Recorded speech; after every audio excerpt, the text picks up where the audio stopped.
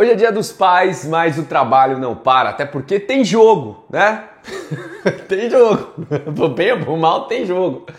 Mas queria primeiro começar esse vídeo agradecendo a todos vocês pela parceria de sempre, pela participação do canal, pela moral que vocês dão aqui e também desejar um feliz Dia dos Pais a todos aí, para quem é pai, para quem é filho, para quem o papai tá morando no céu aí, que você possa ter boas lembranças dele nesse dia e ressaltar o amor, né, em especial agradecer aí ao meu pai por tudo.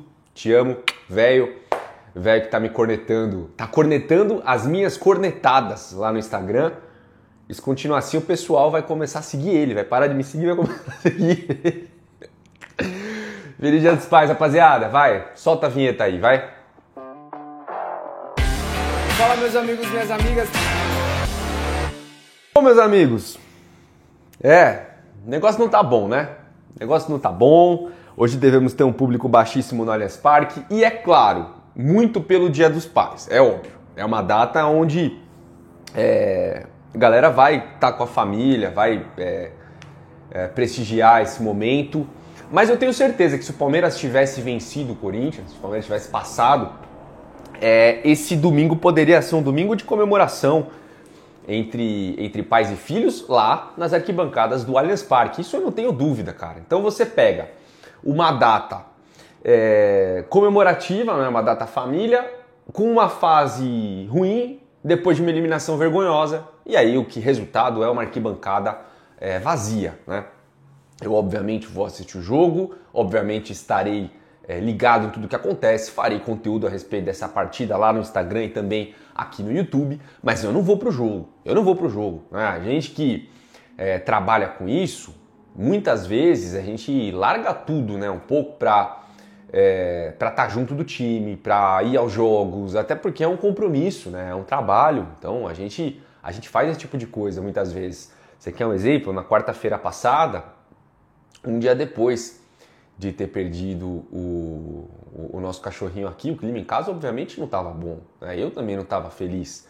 Fui lá pro jogo e olha, eu vou falar para vocês que foi um perrengue, cara, para conseguir entrar, porque eu tinha minha credencial com a pênalti, fui no portão que me indicaram, só que quando eu cheguei lá o credenciamento tinha acabado, cara, e eu fiquei lá um tempão conversando com o pessoal, tentando, e o pessoal lá da produção da pênalti também tentando. Resumo, eu tive que atravessar da Matarazzo para a Palestra Itália em 5 minutos, porque o outro credenciamento ia fechar. Eu corri como se a minha vida dependesse daquilo. Talvez fosse Deus falando, meu amigo, ó, pensa bem, hein? Porque ó, eu tava quase voltando para casa. Quando eu falei que o credenciamento tava fechado, não tinha o que fazer, eu tava quase voltando para casa. Aí o pessoal falou, não, vamos tentar aqui e tal. Deu certo, né? Muito legal que deu certo, porque eu tinha esse compromisso com a pênalti e foi legal estar no campo. Mas talvez tenha sido Deus tentando me preservar. Mas só para você ter um exemplo de que a gente larga tudo, né? A gente deixa muitas coisas de lado para fazer esse trabalho, né? Porque os jogos eles acontecem nos momentos de descanso, de lazer, que você podia estar com a sua família. Então, obviamente, hoje que eu não vou pro Allianz Parque, né? Mas o mínimo que eu espero sim é uma vitória. Como eu falei, cara, eu tô cansado de ficar criando expectativa, sabe? Eu realmente achava que a resposta pudesse vir contra o Corinthians, eu realmente estava confiante nesse jogo, eu realmente estava confiante na melhora do Palmeiras, mas é uma melhora muito tímida e que não se confirmou no jogo grande, né? Pelo elenco que a gente tem, pela longevidade do trabalho, pelo investimento que foi feito, por mais que a gente esteja numa transição, numa reformulação, não dá pra gente se contentar só em não ser horrível, né? Porque quando não é horrível, a gente já fala, pô, olha, legal e tal. Quando o time deixa de ficar dando chutão e passa a tocar mais com a bola no chão, passa a trabalhar melhor as jogadas, a gente já fala, nossa, olha que legal, tá tendo uma melhoria aqui. Quando o Facundo deixa de ser um a menos em campo e passa a ser mais produtivo, minimamente pela direita, a gente já fala, nossa, olha que legal. Quando o Vitor Roque luta mais pela bola, mas ainda fica sem receber em condição de finalizar, a gente já fala, olha que da hora, o Vitor Roque tá se adaptando. Mas é muito pouco, precisa de mais, mesmo em reformulação, precisa de mais, né? Então, eu realmente vi alguns pontos positivos de melhoria no Palmeiras, melhorias muito tímidas, mas o jogo contra o Corinthians era o jogo que você precisava passar, ainda que não apresentasse um bom futebol, para trazer justamente a tranquilidade de seguir. Olha só, imagina o cenário, eliminou o Corinthians da Copa do Brasil, botou uma grana no bolso, foi para as quartas de final, você vai ter um jogo contra o Ceará relativamente mais tranquilo dentro de casa, você vai ter uma eliminatória de Libertadores relativamente mais tranquila contra o Universitário, você teria tempo e tranquilidade para seguir o segundo semestre. E não é o que a gente está vendo, a gente está, pelo contrário, jogando mais pressão. E é exemplo do que foi ano passado, caiu nas oitavas de final da Copa do Brasil, caiu nas oitavas de final da Libertadores, 2 eliminações no prazo de 3 semanas. A diferença é que para ser eliminado pelo Universitário agora, aí você pode fechar as portas. Se de fato for eliminado por um Universitário da vida numas oitavas de final de Libertadores, você fecha as portas, você vende todo mundo, você manda toda a comissão embora, o presidente pede demissão, e aí a gente começa de novo, porque não teria o menor cabimento um negócio desse. Então eu acho que a gente não vai ser eliminado da Libertadores, mas a expectativa ela se reduz, né? É difícil você criar expectativa. Se por um lado, eu não duvido ainda que você poderia terminar o ano com um título, eu pelo menos não crio uma expectativa, né? É difícil você ficar alimentando nesse momento, né, uma ilusão que nunca se confirma a realidade, porque todo jogo grande ainda, nem todo jogo grande, acho que tivemos alguns bons resultados sim, mas quando precisa a resposta não vem, né? E agora tá com eles, né? Se o Abel ainda acha, né, que as críticas são exageradas, se a Leila acha que as críticas são parte de uma minoria, se o elenco de fato acredita no seu potencial, tá com eles agora. Agora eles que precisam convencer o torcedor, porque cara, a pressão ela existe por si só de jogar no Palmeiras, é que ela tava muito amena, justamente pela paciência que o torcedor sempre teve com o Abel. E ainda tem, né? E ainda tem. Então é por essa paciência ou por essa gratidão que eles transformam em ingratidão para apontar como se a torcida tivesse errada pelas críticas, que o Abel ainda está no cargo, né? Que o Abel ainda goza da confiança de muitos. É justamente por conta dessa gratidão que sempre existiu, cara. Pelo amor de Deus. E eu acho que o discurso não é nem gratidão versus ingratidão, não é nem esse ponto. Mas sempre existiu uma tolerância, sempre existiu um respeito, uma crença, aplausos depois de eliminações, sempre existiu. Então, falar de ingratidão nesse momento é muito complicado, até porque quem não está vencendo jogos, quem não está fazendo o seu papel nas grandes decisões, tem sido o Palmeiras, não tem sido a torcida, né? Então tá com eles agora, eles precisam reconquistar o torcedor, eles precisam despertar no torcedor a crença de novo, né, no trabalho de que dá para ser melhor e tudo mais. E isso vem com resultado. É pura e simplesmente, cara, o futebol é resultado. O Palmeiras, em alguns momentos, ele não jogou um futebol vistoso com o Abel, mas ele era eficiente, ele era letal e os resultados vinham. Agora, quando não vem nem desempenho nem resultado, aí é que é um grande problema, né? Não tem nada, nem desempenho nem resultado. Às vezes você não tem um desempenho de encher os olhos, mas você tem o resultado. Você tem um time aplicado, você tem um time consciente, você tem um time bem armado, articulado, ainda que muitas vezes o futebol não seja bonito, não seja agradável de assistir, mas aí já é outra discussão e já é algo que eu acho que nem vale tanto a pena assim, tá?